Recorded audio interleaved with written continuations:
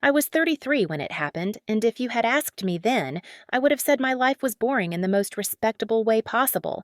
My name is Hannah Cole, and at that point, I had been married to my husband Ethan for 9 years. We had two kids, Liam, who was 7 and obsessed with dinosaurs, and Sophie, who had just turned 4 and believed tutus were appropriate for every occasion, including bedtime. We lived in a modest but comfortable 3-bedroom house on the edge of Denver, the kind of neighborhood where people waved when they drove by and argued about HOA rules in Facebook groups. I thought we were happy, or at least I thought we were fine. And sometimes fine feels like happiness when you are too tired to ask for more. Ethan was 35, a project manager at a mid-sized construction firm downtown. He liked to tell people he built dreams, which was ironic considering he spent most of his time sitting in front of spreadsheets and pretending to be important on conference calls. We weren't rich, but we had a rhythm. I handled the bills, groceries, school runs, and everything in between, while he handled, well, himself. He liked to believe he was the backbone of our family, the provider. But in truth, I was the one holding it all together. The invisible glue that made sure birthdays were remembered, appointments were made, and no one left the house without shoes or a lunchbox. That morning, the morning everything started unraveling, we were having breakfast like usual. The kitchen smelled like coffee and burnt toast. The radio was mumbling some upbeat song, and the kids were fighting over who got the last of the Lucky Charms marshmallows. I was pouring Ethan's coffee when he looked up from his phone, all calm and detached, and said, "Don't go with me. You'll embarrass me in front of my colleagues." Just like that. No emotion. No awareness that his words hit like a slap. He was talking about a 2-week business trip to Phoenix for a company conference. I remember freezing for half a second, holding the coffee pot mid-air. I laughed it off, trying to convince myself he was joking, but he wasn't. He went back to scrolling like he hadn't just kicked the air out of my lungs. I smiled anyway, that tight, practiced smile every woman knows, and said, "Of course, honey. Have a great trip." I kissed his cheek, even though I wanted to throw the mug at the wall. I told myself he was stressed, that he didn't mean it, that maybe work had been rough. I had become so used to explaining away his little cruelties that I barely noticed how much of myself I was erasing every time I did it. Ethan had always been a little condescending, not enough for outsiders to notice, but enough that it chipped away at me over the years. He was the kind of man who thought doing the dishes once a week made him a hero, the kind who interrupted your stories to correct irrelevant details. The kind who said things like, "You're lucky I work so hard so you can be home with the kids." Lucky. That word still makes me feel sick. I grew up believing in loyalty. My parents were old school. My dad worked long hours at a steel plant, and my mom kept the house running without ever complaining. They were partners in every sense. I thought that was what marriage was supposed to look like: sacrifice, patience, and faith that love would pull you through anything. I tried to model that. I cooked, cleaned, worked part-time as a freelance graphic designer to help with the mortgage, and made sure Ethan never had to lift a finger when he came home. I thought that was love. Looking back now, it feels more like self-erasure disguised as devotion. A few days after Ethan left for Phoenix, I noticed something strange: a $612 charge on our joint credit card from a luxury spa in downtown Phoenix. When I called him about it, he laughed, smooth as ever, and said, "Client perk, babe. I didn't even go. I just covered it for the team." His tone was so casual, so confident, that I believed him. Or maybe I just didn't want to start a fight I couldn't win. But the uneasy feeling didn't go away. Over the next week, there were late-night calls he didn't answer, muffled laughter in the background when he finally picked up, and vague excuses that all sounded like rehearsed lines from a bad play.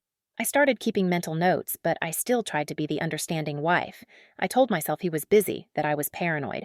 I even sent him little texts, photos of the kids, updates about Sophie's new dance routine. And he would respond with short, distracted replies. Cute. Tell her good job. Busy? Talk later. He came back 3 weeks later instead of 2. I remember standing by the window, waiting like some desperate character in a Hallmark movie. When his car pulled into the driveway, my stomach twisted, because he wasn't alone. In the passenger seat was a woman, maybe late 20s, platinum blonde hair, bright red nails, laughing at something he said. She looked so young and carefree, the kind of woman who thought office romances were exciting instead of pathetic. I watched from behind the curtain as he dropped her off at the corner like a coward. I didn't cry. I just stood there, completely still, feeling something inside me click into place. Not heartbreak, not even rage, just cold clarity. That night, he came in, kissed me on the forehead like nothing had happened, and started rambling about his trip. When I asked if he closed the deal, he said, "You wouldn't understand, honey. It's complicated business stuff." I smiled, poured him a beer, and decided right then that I wasn't going to yell or beg. I was going to make him regret ever underestimating me. Over the next month, I became an actress. I played the role of the loyal wife so perfectly that even I almost believed it.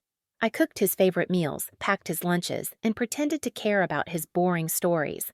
Meanwhile, I was collecting evidence: phone records, credit card statements, and hotel receipts that didn't match his supposed team dinners. He had left his work laptop open one evening, and that's when I found the jackpot. Screenshots from his work group chat, flirty messages between him and a woman named Tara Miller. She was a junior marketing consultant from another branch, married with one kid. I found her Instagram easily, a page full of inspirational quotes about manifesting happiness and heavily filtered selfies, the kind of woman who posts self-care Sunday while wrecking someone else's marriage. I didn't confront him, not yet. Instead, I leaned into my new role. I even suggested we update our life insurance policies just to be responsible parents. Ethan puffed up like a peacock, proud of his smart wife. He had no idea that I was also quietly moving our savings into an account under my name only, the same account he had never cared enough to ask about. A few weeks later, he came home grinning like a kid who'd won a prize. He had gotten a promotion, a big one. The new position required him to relocate to another city for a few months to set things up. He asked me to be understanding and stay behind with the kids. That was all I needed to know. He wasn't planning on coming back. Not really. He was building his new life, and I wasn't invited. So, I made my move. On his first day at the new job, I sent an anonymous package to his company's HR department. Inside was everything: screenshots of his messages, copies of his expense reports, hotel receipts, and a few public Instagram photos of him and Tara, one of which she had posted and accidentally tagged his work account in. It wasn't hard to connect the dots. Within 48 hours, he was suspended for inappropriate conduct during company-funded travel. When he called me, furious and desperate, his voice shaking through the phone, I listened quietly until he demanded, "Did you do this?" I said calmly, "Maybe next time. You shouldn't worry about being embarrassed in front of your colleagues." Then I hung up. He tried to come home, but by then, it wasn't his home anymore. I had already filed for divorce, quietly, efficiently, and with every piece of evidence I needed. Colorado's community property laws were on my side. I got the house, full custody of the kids, and most of our joint savings. He fought it, of course, but with his affair now part of an official HR investigation, the judge wasn't impressed with his version of events.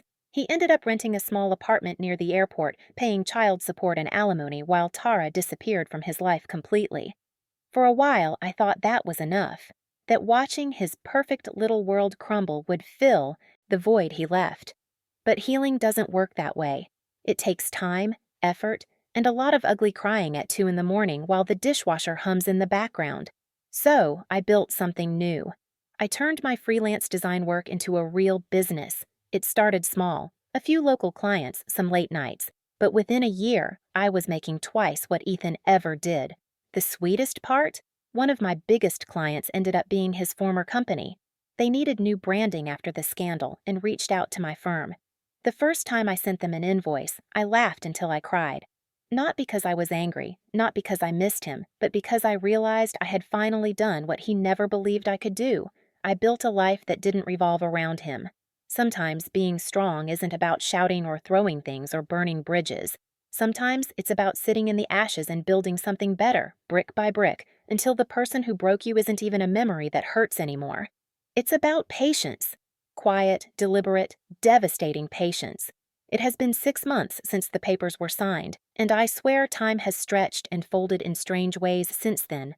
Some mornings feel like the divorce happened yesterday, the ink still wet, the sting still raw. Other mornings, I wake up and it feels like a lifetime ago.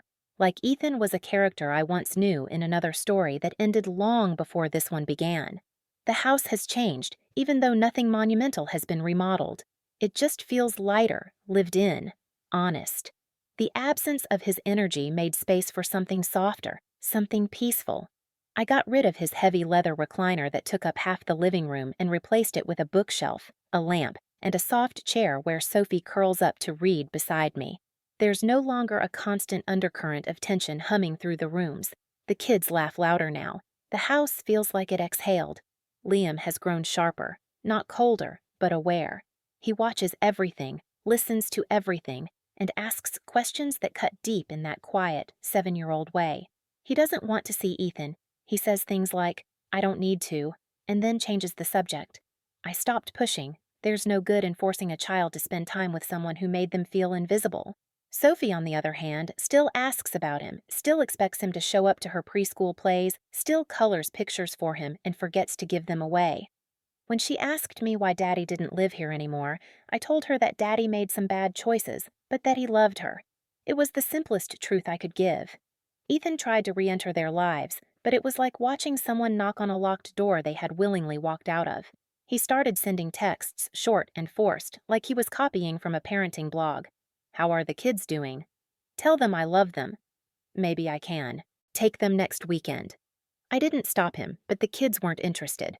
The last time he picked Sophie up, she came home asking why he looked sad all the time and why his apartment smelled like paint. I didn't have an answer for that either. He calls occasionally, though less now. When he does, his voice carries that hollow tone people get when they've lost the structure of their own importance. His once steady job in construction management is gone for good. He's now working part-time for a contractor delivering materials around the city. It's not a bad job, but for someone who used to measure his worth by how many people answered to him, it's his personal purgatory. I think that's what hurts him the most. Not the divorce, not the scandal, not even losing the house. It's losing the illusion that he mattered more than he did. I've seen him twice since everything ended. The first time was at the grocery store parking lot. He looked older, gray creeping in where confidence used to be. He wore a shirt that was too big, like he was trying to hide inside it. He saw me and froze, then forced that same fake, polite grin he used to give my parents when he was pretending to be the perfect son-in-law. He said something about the kids, then asked how my little business was doing. I told him it was doing fine. Then I got in my car and drove off before he could say anything else. The second time, I didn't see him in person. A friend sent me a photo she'd taken at a gas station. Ethan loading boxes into a truck, wearing a faded company vest, hair sticking up like he'd given up on trying. The sight didn't give me satisfaction, not exactly. It was more like watching a weathered monument crumble. Inevitable, but still strange to witness. And yet, even now, he hasn't changed. There's still that flicker of entitlement buried beneath the ashes. He called last week, his voice too calm, too practiced, and said he wanted to talk about the kids, which turned out to be a lead-in to what he really wanted. He told me things had been rough lately, that his car payments were piling up, that he was considering refinancing, but didn't know where to start. I stayed silent long enough for him to fill the silence with excuses. Then, as if it were the most natural thing in the world, he asked if I could help him with it. Not financially, of course. He said he just wanted me to go with him to the bank. The irony was so rich I almost laughed. The man who once looked at me across our breakfast table and told me not to come with him because I'd embarrass him in front of his colleagues now wanted me to help him beg for a better interest rate. I didn't need to think about my answer. I told him I was too embarrassed to go with him. A few weeks ago, something happened that I never saw coming. Not a twist, not revenge, not some karmic explosion, just one of those small, strange turns life takes when you least expect it. I was sitting on the couch after putting the kids to bed, mindlessly scrolling through Instagram, when I noticed a new message request sitting in my inbox. The profile picture was of a man and a little girl at a park, all sunlight and smiles. The name under it said Ryan M. I didn't recognize it, but something about it tugged at me. When I opened it, I felt that odd little jolt, the kind that makes your chest tighten for a second before your brain catches up. The message said he was Tara's husband, or rather, ex-husband. He'd found my profile through one of those tagged photos from a community event my business had sponsored. He wrote that he hoped I didn't mind him reaching out, but that he'd wanted to thank me. He said he knew everything now, the affair, the business trip, the lies, and that he had always suspected something was off before it blew up. For a long time, I just stared at the message. It was surreal. This man had been living in the same nightmare as me. Different house, different story, but the same betrayal playing out behind closed doors. I didn't know whether to reply or ignore it. But curiosity won. I told him that I didn't mind, that I was sorry he had gone through all of it too. That first exchange turned into more. We started talking late at night, when the world goes quiet and there's no one left to perform for. He told me about how Tara used to come home from work trips, exhausted but glowing. How she'd say things like, team dinners ran late, while scrolling through her phone and smiling at messages she'd never show him. He said he had felt the distance, the secrecy, but didn't have proof. Then one day, right around when Ethan's company scandal hit the news, it all came tumbling down. He told me he'd tried to confront her, and she'd admitted it. No tears, no excuses, just a flat confession and a shrug. By then, she was already halfway gone, her bags packed, her attention elsewhere. He said he found a few of her old journals later, filled with shallow affirmations and fantasies about starting a new life. She wanted to feel important, special. I remember sitting there, reading his messages, and feeling that strange mix of anger and relief that comes when someone else finally confirms you weren't crazy all along. After a few nights of messages, we decided to meet. Nothing dramatic, just coffee at a quiet cafe in the middle of Denver. I remember pulling up and feeling oddly nervous, like I was walking into a conversation I'd already had in my head 100 times. He was already there when I arrived, sitting by the window with 2 cups of coffee and that kind of calm, grounded energy you only find in people who have survived something hard and come out quieter instead of bitter. Ryan was kind. Not in the forced, performative way that Ethan used to be when people were watching, but genuinely kind. The kind of man who actually listens instead of waiting for his turn to speak. We sat there for 3 hours, trading stories that were eerily parallel. Same excuses, same hotel receipts, same emotional manipulation. By the time the coffee turned cold, we were laughing. Real laughter, not the brittle kind that hides pain, but the kind that cracks open the tension and lets the air back in. He told me he'd been rebuilding too. He worked in software design, had split custody of his daughter, and had been doing therapy to get through the mess. He talked about how strange it was, realizing that while his marriage was falling apart, he'd been blaming himself the whole time, thinking he wasn't enough, wasn't exciting enough, wasn't the version of himself his wife wanted. Every word hit like an echo. I had thought all those same things. Ethan's affair didn't just break trust. It made me question my worth in ways I hadn't even noticed. Hearing Ryan talk about his own doubts made me realize how universal that pain is, how every betrayal rewires you in the same way. We started meeting up more after that. A walk at Wash Park one weekend, dinner the next, then a movie night where we both laughed too hard at something stupid and forgot, for a moment, that our lives had once been wreckage. It wasn't romantic, not at first. It was comforting. 2 people trying to find normal again. 2 people who knew what it was like to be dismissed, diminished, replaced. Over time, something shifted, gently, without pressure. We started texting throughout the day, sharing little updates about work, kids, life. He'd send me pictures of his daughter's art projects, and I'd send him photos of the ridiculous faces Sophie made when she didn't want to eat her vegetables. We didn't talk about Ethan or Tara much anymore. There wasn't much left to say about them. They were ghosts now, lessons more than people. One evening, he invited me over for dinner. His daughter was staying with her grandparents, and my kids were with their cousins for the night. It wasn't fancy. Pasta, wine, and a playlist of old songs that made the evening feel quietly nostalgic. We talked about everything and nothing, laughing at the absurdity of how our lives had intertwined through the worst possible people.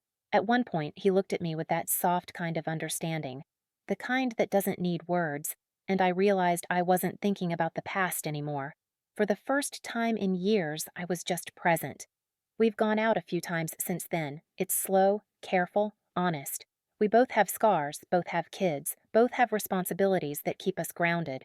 Neither of us is rushing toward anything. There's no illusion, no pedestal, no desperate attempt to fill a void. Just 2 people who have been burned before and are learning to enjoy the warmth without fearing the fire. It's strange, after everything, to find comfort in someone who came from the same wreckage, but it also feels poetic in its own quiet way. We were collateral damage in the same disaster, and somehow we found each other in the debris. Not to rebuild what we lost, but to build something new, something simpler, something real. Nothing serious, but it feels good to be with someone who listens instead of lectures. It happened last night, the kind of night that starts off ordinary and ends up burned into your memory forever. The air had that early autumn chill that sneaks in through the windows even when they're shut tight and the kids were finally asleep after their nightly chaos routine.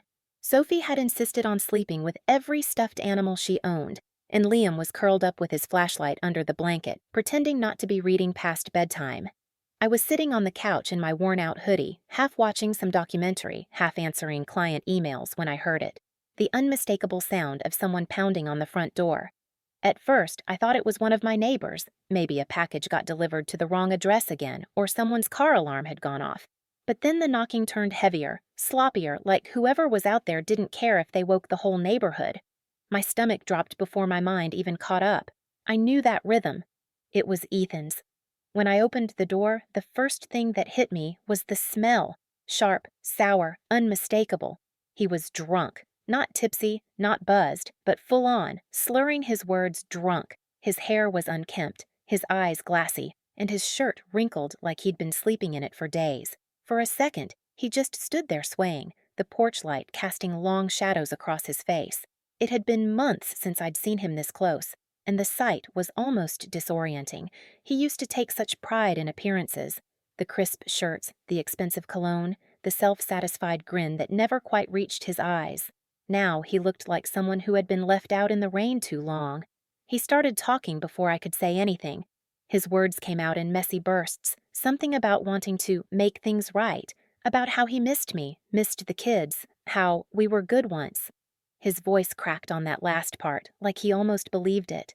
I stood there, barefoot, holding Sophie's teddy bear, the one she'd dropped earlier when she ran upstairs, and just watched him unravel on my doorstep.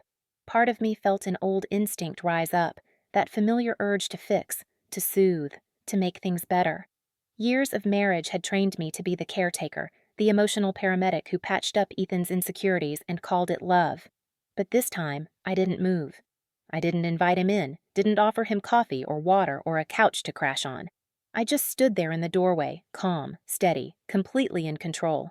He kept talking, rambling now about second chances, about how good we used to be, about how no one else ever understood him. It was strange listening to him speak like that, as if he was auditioning for the role of a man who hadn't destroyed everything he touched. The guilt, the desperation, the self-pity.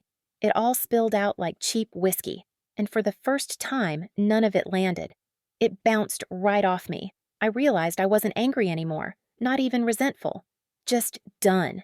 I told him quietly that he had already made things right. Not for him, but for me. Because by breaking everything we had, he had forced me to rebuild myself from the ground up. He had shown me exactly what I didn't need. I told him he taught me that I didn't need him. Then I shut the door. Just like that. No screaming, no dramatic goodbyes, no lingering regret. Just a clean, solid click of the lock. I stood there for a moment, hand on the doorknob, listening to the muffled sound of him stumbling off the porch, muttering something to himself before his footsteps faded down the driveway. I turned off the porch light and walked through the quiet house, the kind of silence that feels like a soft blanket after a storm. The kids were still asleep upstairs. Sophie had kicked off her blanket and was hugging another stuffed animal like it was her whole world. I tucked it back around her and brushed her hair off her face. Liam had finally turned off his flashlight, his book resting against his chest. I kissed his forehead and felt that wave of calm settle in, the kind that only comes when you realize you've survived something you once thought would destroy you. When I went back downstairs, I sat on the couch in the dim glow of the lamp, staring at the door. It used to represent something else. Safety, family, belonging. Now it represented a boundary, a line I had drawn and finally enforced. I thought about the version of myself from a year ago. The woman who stayed quiet at breakfast while her husband told her not to embarrass him, who made excuses for his cruelty, who thought endurance was love. That woman would have let him in. She would have listened, forgiven, believed that making things right meant piecing together the same broken puzzle again. But that woman is gone. In her place is someone who understands the power of peace, someone who doesn't need chaos to feel alive. Someone who doesn't need to beg for love from a man who didn't know what love was. It hit me then. I wasn't broken anymore. I wasn't angry. I wasn't grieving the loss of him, because there was nothing left to lose. What I felt instead was freedom. Simple, weightless freedom. I looked around at the house. the faint glow of nightlights in the hallway, the quiet hum of the refrigerator, the soft breathing of my children upstairs, and it all felt right. This was my life, my home, my space, and for the first time in a very long time, it was exactly enough. He thought he could embarrass me. Instead, he made me unstoppable.